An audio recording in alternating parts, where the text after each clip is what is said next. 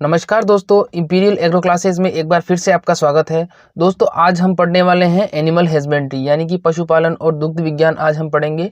और इस वीडियो में मैं आपको सिर्फ एनिमल हस्बेंड्री की कुछ बेसिक चीज़ें बताऊंगा और इसके अलावा जो और दूसरे इसके टॉपिक हैं जैसे पशुओं की नस्लें, गायों की, भेड़ों की नस्लें हैं, इसके अलावा पशुओं के रोग और दुग्ध विज्ञान है, दूध दही और इनका जो संगठन है उसके बारे में भी बात करेंगे, लेकिन उनके वीडियोस में आगे आपको उपलब्ध करवा दूंगा। तो आज हम बेसिक पढ़ेंगे, तो चलिए शुरू करते हैं। तो सबसे पहले बात करते हैं पशुपालन विज्ञान की परिभाषा की क्या होता है। तो इसमें यह है, कृषि विज्ञान की वह शाखा जिसमें पशुओं के पालन पोषण, उनसे प्राप्त उत्पादन तथा प्रजनन की वैज्ञानिक विधियों का अध्ययन किया जाता है। यानी कि जो पशुपालन होता है उसमें क्या किया जाता है, पशुओं के पालन पोषण तथा उनसे प्राप्त उत्पादन। उत्पादन से मतलब है जैसे पशुओं से प्राप्त होने वाला उत्पादन, जैसे दूध से फिर अपन बनाते हैं दही, छाछ वगैरह, इनसे प्राप्त होने वाले उत्पादन तथा इनके प्रजनन की जो वैज्ञानिक विधियां होती हैं उनका अध्ययन किया जाता है। और जिसके अंतर्गत इसका अध्ययन करते हैं वो कहलाता है पशुपालन और दुग्ध विज्ञान। अब पशुपालन की कुछ शाखाएं भी हैं। अब शाखाओं में क्या क्या है, एक होती है दुग्ध विज्ञान जिसमें दुग्ध से संबंधित हम अध्ययन करते हैं। दूसरा होता है पशु चिकित्सा विज्ञान जिसमें पशुओं के रोग और उनसे कैसे उनका उपचार किया जा सकता है इसके बारे में अध्ययन किया जाता है। फिर इसके बाद में नेक्स्ट आता है मुर्गी पालन। मुर्गी पालन भी पशुपालन का ही एक भाग होता है जिसके अंदर जितने भी पक्षी होते हैं उनसे उनको वैज्ञानिक तरीके से उनका पालन पोषण करना तथा उनसे प्राप्त होने वाले उत्पादन को सही ढंग पूर्ण से वितरित करना, ये इनके अंतर्गत आता है। तो जो पशुपालन विज्ञान है वो लगभग 3 शाखाओं में बटी हुई है, उसमें दुग्ध विज्ञान, पशु चिकित्सा विज्ञान और मुर्गी पालन। फिर इसके बाद में आगे बात करते हैं। कुछ इंपॉर्टेंट पॉइंट्स है जो मैं पहले आपको बताना चाहता हूँ। भारत व राजस्थान की अर्थव्यवस्था में पशुपालन का एक विशेष महत्व है। ग्रामीण क्षेत्रों की लगभग 70% आबादी कृषि के साथ साथ पशुपालन व्यवसाय भी करती है। यानी कि जो ग्रामीण क्षेत्रों की जो 70% आबादी है वो कृषि के साथ साथ पशुपालन व्यवसाय से भी जुड़ी हुई है। फिर इसके बाद में नेक्स्ट है, भारत में विश्व की 15% गाय और 57% भैंसें पाई जाती है। इस यहाँ से क्वेश्चन आता है, भारत में विश्व की लगभग कितने प्रतिशत भैंसें पाई जाती है, तो भारत में विश्व की लगभग 57% भैंसें पाई जाती है। फिर इसके बाद में नेक्स्ट है, देश के कुल दुग्ध उत्पादन में 53% भैंस का, 43% गाय का और 3% बकरी का योगदान है। यानी कि जितना भी दूध उत्पादन होता है भारत में उसमें 53% दूध उत्पादन भैंसों से प्राप्त होता है, 43% दूध उत्पादन गायों से प्राप्त होता है और 3% दूध उत्पादन हमें बकरियों से प्राप्त होता है।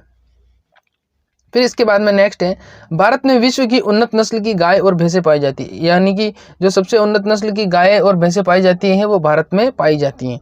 फिर इसके बाद में है, कुल पशु संपदा में भारत का विश्व में प्रथम स्थान है। यानी कि पूरे विश्व में सबसे अधिक जो पशु संपदा पाई जाती है, पशु संपदा से अभिप्राय यहाँ पर ऐसे हैं जिसमें गाय, भैंस, भेड़, बकरी, ऊंट, ये सारे जानवर आ गए, घोड़े, गधे, ये सब जानवर आ गए। तो जो सबसे ज़्यादा पशु संपदा पाई जाती है वो कहाँ पर पाई जाती है, भारत में पाई जाती है और पशु संपदा में भारत का विश्व में प्रथम स्थान है। फिर इसके बाद में नेक्स्ट दूसरा है, भारत का दूध उत्पादन में विश्व में प्रथम स्थान है। अब जहाँ पर सबसे ज़्यादा पशु पाए जाएंगे दूध उत्पादन भी वहीं होगा, तो भारत का दूध उत्पादन में भी विश्व में प्रथम स्थान है। ये क्वेश्चन जेट में लगभग हर बार पूछा ही जाता है कि भारत का दूध उत्पादन में कौन सा स्थान है, तो भारत का दूध उत्पादन में विश्व में प्रथम स्थान है। फिर इसके बाद में नेक्स्ट है, भारत में सबसे अधिक दूध उत्पादन उत्तर प्रदेश में होता है। अब विश्व में सबसे अधिक दूध उत्पादन तो भारत में होता है, भारत में सबसे अधिक दूध उत्पादन कहाँ पर होता है, उत्तर प्रदेश में होता है। भारत में सबसे अधिक दूध उत्पादन कहाँ पर होता है, उत्तर प्रदेश में होता है। फिर आगे चलते हैं। फिर इसके बाद में नेक्स्ट है, दूध उत्पादन में राजस्थान का दूसरा स्थान है। राजस्थान का दूध उत्पादन में कौन सा स्थान है, दूसरा स्थान। राजस्थान का दूध उत्पादन में दूसरा स्थान है। फिर भारत में सर्वाधिक पशु संपदा उत्तर प्रदेश में पाई जाती है। यानी कि सर्वाधिक पशु संपदा भारत में कहाँ पर पाई जाती है, उत्तर प्रदेश में। यानी कि भारत में सबसे अधिक पशु कौन से राज्य में है, भारत में सबसे अधिक पशु उत्तर प्रदेश में है। फिर इसके बाद में नेक्स्ट है, राजस्थान का पशु संपदा में दूसरा स्थान है। राजस्थान का पशु संपदा में कौन सा स्थान है, दूसरा स्थान है। अब एक बार फिर से मैं आपको क्लियर कर दूं, अगर आपको विश्व में दूध उत्पादन पूछा जाता है तो विश्व में सबसे ज्यादा दूध उत्पादन कहाँ पर होता है, भारत में होता है। अगर आपको विश्व में सबसे ज्यादा पशु संपदा पूछी जाती है तो पशु संपदा सबसे ज्यादा कहाँ पर है, भारत में। अगर आपको भारत में सबसे ज्यादा पशु संपदा और सबसे ज्यादा दूध उत्पादन पूछा जाता है तो कहाँ पर है, उत्तर प्रदेश में। अगर आपको राजस्थान का स्थान पूछा जाता है तो पशु संपदा में राजस्थान का स्थान दूसरा है। और इसके अलावा जो दूध उत्पादन में राजस्थान का स्थान है, वो भी राजस्थान का स्थान दूसरा है। फिर इसके बाद में नेक्स्ट अगला है, भारत में सर्वाधिक संख्या में पाए जाने वाला पशु कौन सा है, यानी कि जो भारत में सर्वाधिक संख्या में पाए जाने वाला पशु है वो कौन सा है, भैंस, यानी कि भारत में सबसे अधिक भैंसें पाई जाती है। फिर इसके बाद में नेक्स्ट है, भारत में सर्वाधिक बकरियां और ऊंट राजस्थान में पाई जाती हैं, यानी कि सबसे अधिक बकरियां और ऊंट कहाँ पर पाए जाते हैं, सबसे अधिक बकरियां और ऊंट यहाँ पर पाए जाते हैं, राजस्थान में पाए जाते हैं, जिसमें ऊँटों की संख्या 81%। अब यहाँ पर आपको सवाल आ रहा होगा कि भेड़ें भी पाई जाती है, भेड़ें यहाँ पर नहीं पाई जाती है, भेड़ें सबसे ज़्यादा पाई जाती हैं आंध्र प्रदेश में। और अगला सवाल है, अगला पॉइंट पे बात करते हैं, राजस्थान में सर्वाधिक बकरियां और ऊंट बाड़मेर में पाई जाती हैं, यानी कि सबसे ज़्यादा बकरियां और सबसे ज़्यादा ऊंट कहाँ पर पाए जाते हैं, बाड़मेर में पाए जाते हैं।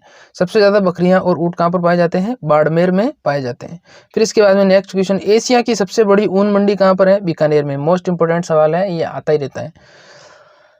एशिया की सबसे बड़ी ऊन मंडी, एशिया की सबसे बड़ी ऊन मंडी कहाँ पर है, बीकानेर में। फिर इसके बाद में नेक्स्ट है, केंद्रीय ऊन प्रयोगशाला, केंद्रीय ऊन प्रयोगशाला कहाँ पर है, जोधपुर में स्थित है। ये सवाल भी आया हुआ है, पीछे एग्जाम में पूछा गया है। केंद्रीय ऊन प्रयोगशाला कहाँ पर है, केंद्रीय ऊन प्रयोगशाला जोधपुर में स्थित है। फिर इसके बाद में आगे बात करते हैं,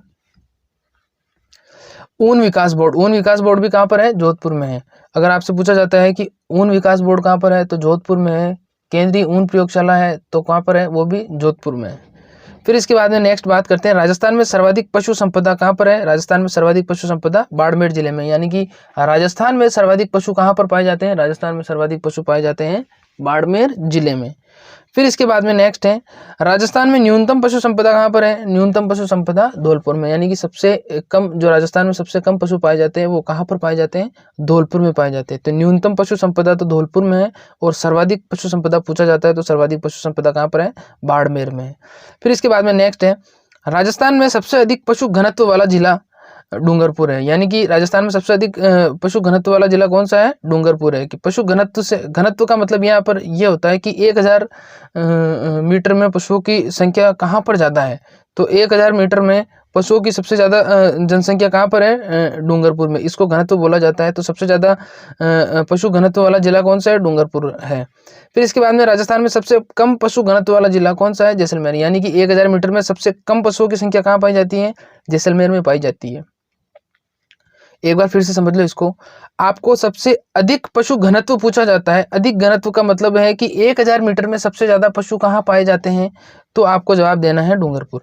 अगर आपको सबसे कम पशु घनत्व पूछा जाता है, यानी कि 1000 मीटर के एरिया में सबसे कम पशु कहाँ पाए जाते हैं, तो कहाँ पाए जाते हैं, जैसलमेर में पाए जाते हैं। ये घनत्व है, और यहाँ पर जो मैंने बताया था वो सर्वाधिक पशु संपदा, बात दोनों की बात अलग अलग है। ये पूरे ऑल ओवर जिले का मिलाकर बताया गया है यहाँ पर, और यहाँ पर 1000 मीटर एरिया का बताया गया है। तो इस चीज़ का ध्यान रख लेना। अगर पशु घनत्व पूछा जाता है आपसे, अधिक पशु घनत्व तो है डूंगरपुर का, और कम पशु घनत्व है जैसलमेर का। फिर इसके बाद में अगली बात करते हैं, नेक्स्ट, कृषि के सकल घरेलू उत्पादन में पशुपालन का योगदान कितना है। सकल घरेलू उत्पादन का मतलब ये है कि जितना भी उत्पादन होता है और उनसे जो अर्थव्यवस्था प्राप्त होती है, उसमें पशुपालन का योगदान कितना है। उसमें पशुपालन का योगदान कितना है, 27%, यानी कि जो जितना भी कृषि से जितना भी उत्पादन होता है और उनसे जो आय प्राप्त होती है, उसमें 27% योगदान किसका है, उसमें 27% योगदान सिर्फ और सिर्फ पशुपालन का है। यहाँ पर टोटल की बात नहीं कर रहा हूँ मैं, यहाँ पर सिर्फ और सिर्फ कृषि की बात कर रहा हूँ।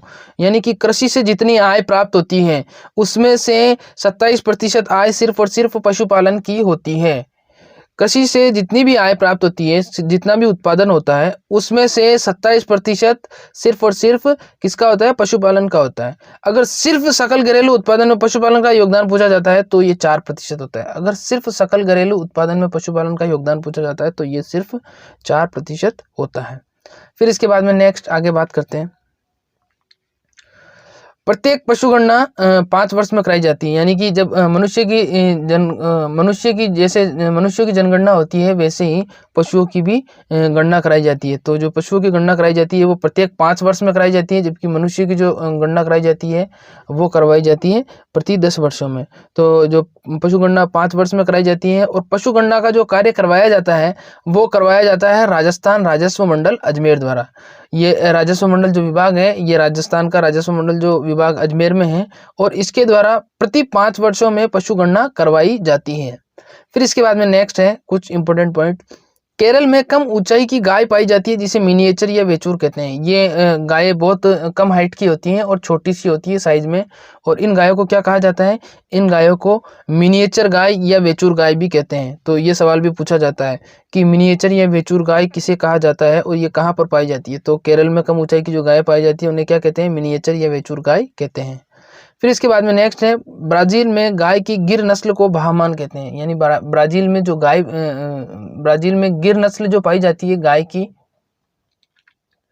उसको उस नस्ल को ब्राह्मण के नाम से जाना जाता है। उस नस्ल को वहां पर किस नाम से जाना जाता है? ब्राह्मण के नाम से जाना जाता है। फिर इसके बाद में नेक्स्ट बहुत ही मुख्य सवाल है, बहुत इंपॉर्टेंट क्वेश्चन है, लगभग जेट के सारे ही एग्जामों में ये आया हुआ है। जलेबी के आकार के सींग किस नस्ल के होते हैं? तो जलेबी के आकार के सींग किस नस्ल के होते हैं? मुर्रा नस्ल के होते हैं। जलेबी के आकार के सींग किस नस्ल के होते हैं? मुर्रा नस्ल के होते हैं। और मुर्रा किसकी नस्ल है? भैंस की नस्ल है। मुर्रा किसकी नस्ल है? भैंस की नस्ल है। तो जलेबी के आकार के सींग मुर्रा नस्ल के होते हैं। फिर इसके बाद में नेक्स्ट है, राजस्थान में सबसे अधिक गाय अजमेर में पाई जाती है। राजस्थान में सबसे अधिक गाय कहाँ पाई जाती है?